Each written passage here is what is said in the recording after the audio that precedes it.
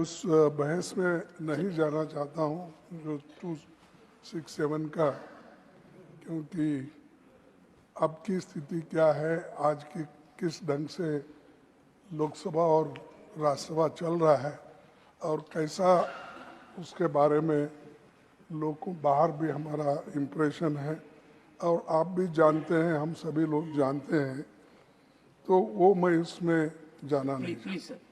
मैं सिर्फ आपसे ही रिक्वेस्ट करूंगा, जो कल बजट पेश हुआ उस बजट में किसी स्टेट को कुछ नहीं मिला और सबके थाली खाली और दो के थाली में पकोड़ा और ये अपना जिलेबी, ये दो छोड़ के किसी को नहीं मिला कुछ। ना तमिलनाडु को मिला, ना केरला को मिला, ना कर्नाटक को मिला, ना महाराष्ट्र को मिला, ना पंजाब, ना हरियाणा, ना राजस्थान, ना छत्तीसगढ़, ना किसी स्टेट को कुछ नहीं, दिल्ली को नहीं दिया, तो मैं कितने गिनूं, ओडिशा को कुछ नहीं दिया।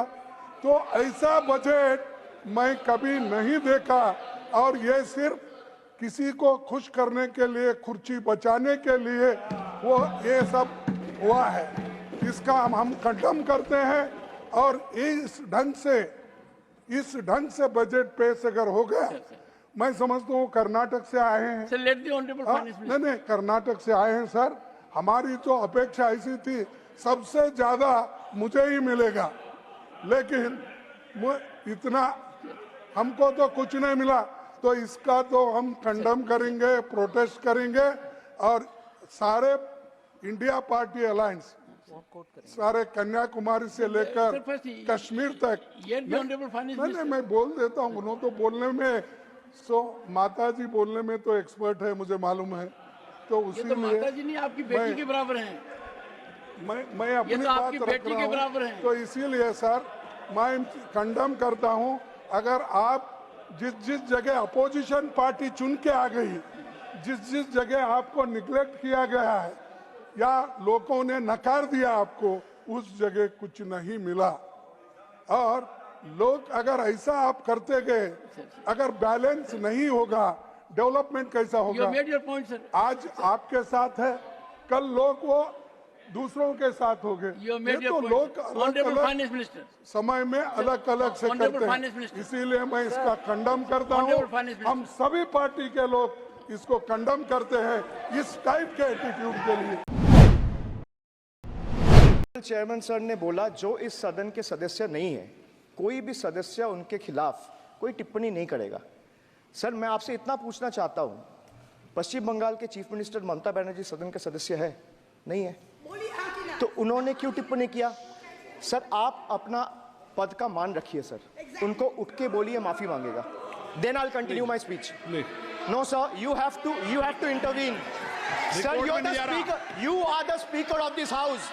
नो सर, एक मिनट प्लीज, मैं हाथ जोड़ के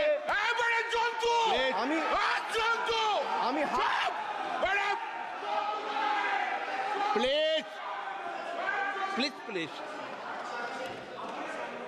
आग्रह करता हूं, विनम्र रूप से मैं आग्रह करता हूं सर, उनको बोलिए आप स्पीकर के नाते, अध्यक्ष के नाते, इस सदन का गरिमा के लिए आप उनको बोलिए उठ के वो माफी मांगेगा। नहीं, प्लीज आपको कंटिन्यूस करना है तो करिए।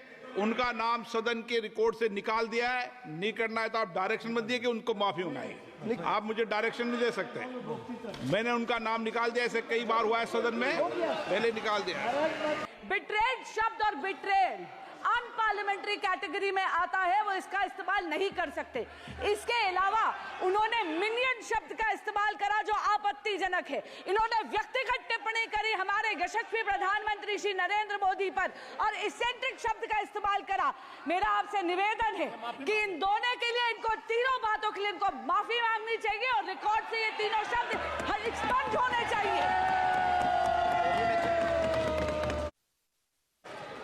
सब आप सारा विषय जो आपने उठाया मैं उसको चेक करूंगा और माननीय सदस्यों से मेरा आग्रह है कि कई माननीय सदस्य आसन को चुनौती देते हैं, आसन पर टिप्पणी करते हैं।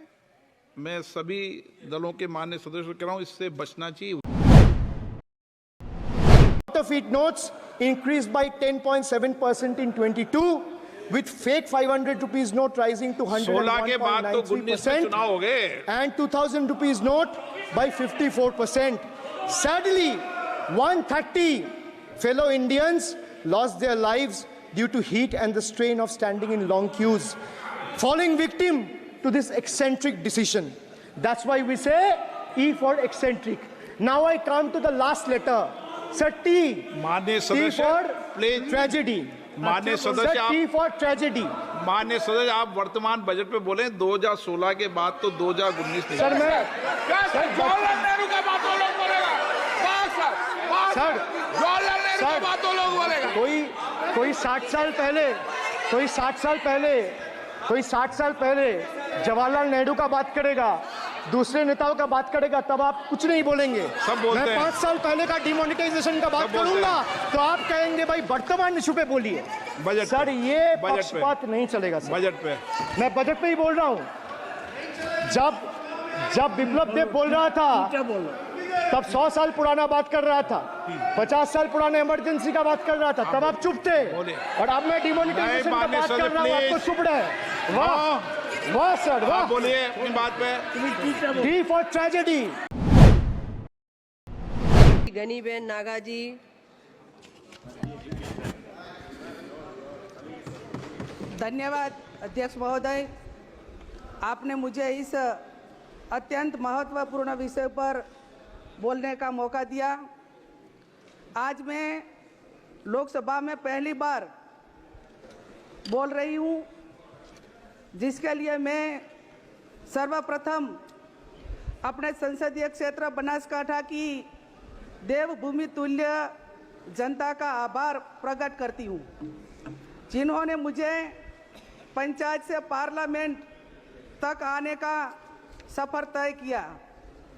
अध्यक्ष महोदय, मेरे संसदीय क्षेत्र बनासकांठा समेत पूरे गुजरात में इन दिनों में चांदीपुरा नामक वायरस भयानक रूप लेता जा रहा है। गुजरात के अलग अलग जिलों में अब तक 84 मामले सामने आ चुके हैं। चांदीपुरा वायरस से अब तक 37 बच्चों की जान जा चुकी है। इस आंकड़ों के अनुसार इस वायरस की चपेट में आने वाले 100 में से सिर्फ 15% मरीजों को ही बचाया जा सकता है।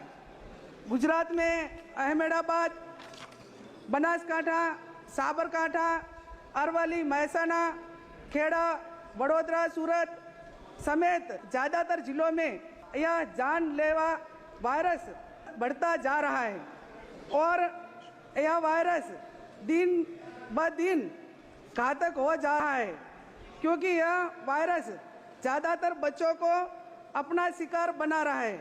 इसलिए इस वायरस को बहुत ही खतरनाक माना जा सकता है और इस बीमारी को गंभीरता से नहीं लिया गया तो दोबारा कोरोना जैसे भयानक स्थिति पैदा हो सकती है।